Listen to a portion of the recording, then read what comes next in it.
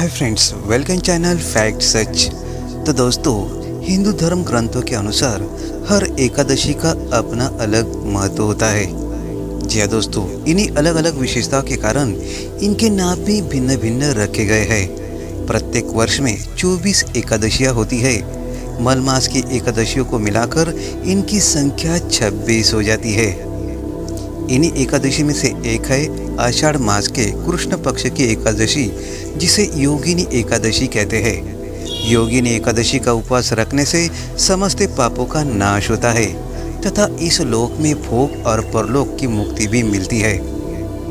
दोस्तों, आइए जानते हैं दोस्तों योगिनी एकादशी की व्रत कथा, जिससे सुनने से सभी पापों के नष्ट हो जाते हैं और दोस्तों पुण्य फल की प्राप्ति होती है।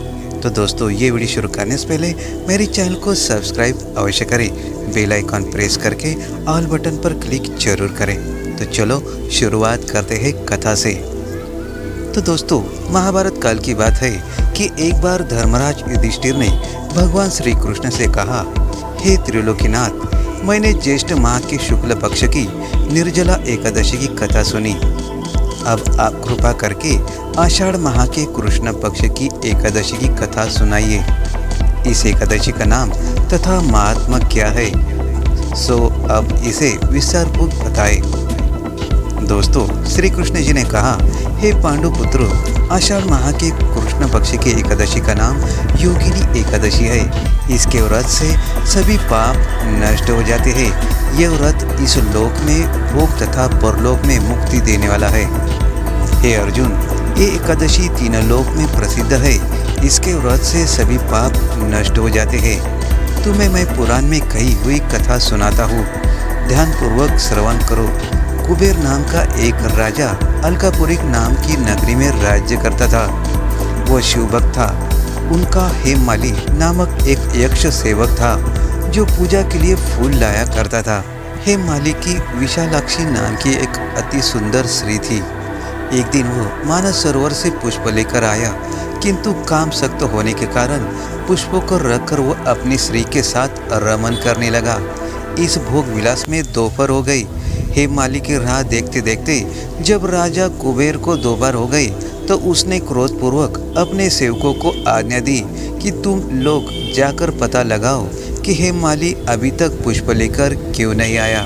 जब सेवकों ने उसका पता लगा लिया तो राजा के पास जाकर बताया, हे राजन, वो हेममाली अपने स्त्री के साथ रमन कर रहा है। इस बात को सुनकर राजा कुबेर ने हेममाली को बुलाने की आज्ञा दी। डर से कांपता हुआ हेममाली राजा के सामने उपस्थित हुआ। उसे देखकर कुबेर को अत्यंत क्रोध आया और उसके होठ फड़फड़ाने लगे। राजा ने कहा, अरे अधम, तूने मेरे परम पूजनीय देवों के भी देव भगवान शिव जी का अपमान किया है। मैं तुझे श्राप देता हूँ कि तू स्त्री के वियोग में तड़पे और मृत्युलोक में जाकर कौड़ी का जीवन व्यतीत करे।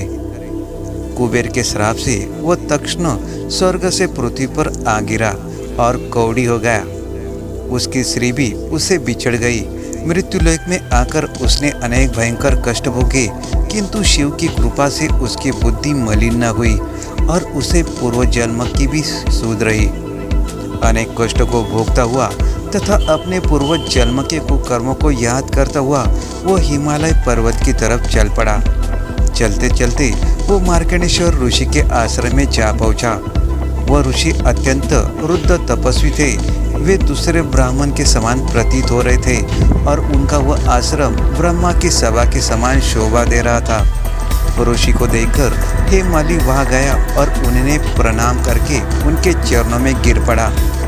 हेममाली को देखकर मार्कंडेय ऋषि ने कहा, तूने कौन कौन से निकृष्ट कर्म किए हैं जिससे तू कौड़ी हुआ है और भयानक कष्ट भोग रहा है। महर्षि की बात सुनकर हेममाली बोला, हे मुनिश्रेष्ठ, मैं राजा कुबेर का अनुचर था। मेरा नाम हेममाली है। मैं प्रतिदिन मानस सरोवर में फूल लाकर शिव पूजा के समय कुबेर को दिया करता था। एक दिन पत्नी सहवास के सुख में फंस जाने के कारण मुझे समय का ज्ञान नहीं रहा और दोपहर तक पुष्प नहीं पहुंच सका। तब उन्होंने मुझे श्राप दिया तू अपनी स्त्री का वियोग और मृत्युलोक में जाकर कौड़ी बनकर दुख भोग। इस कारण से मैं कौड़ी हो गया हूँ तथा पृथ्वी पर आकर भयंकर कष्ट भोग रहा हूँ। अतः कृपा करके आप कोई ऐसा उपाय बताएं जिससे मेरी मुक्ति हो।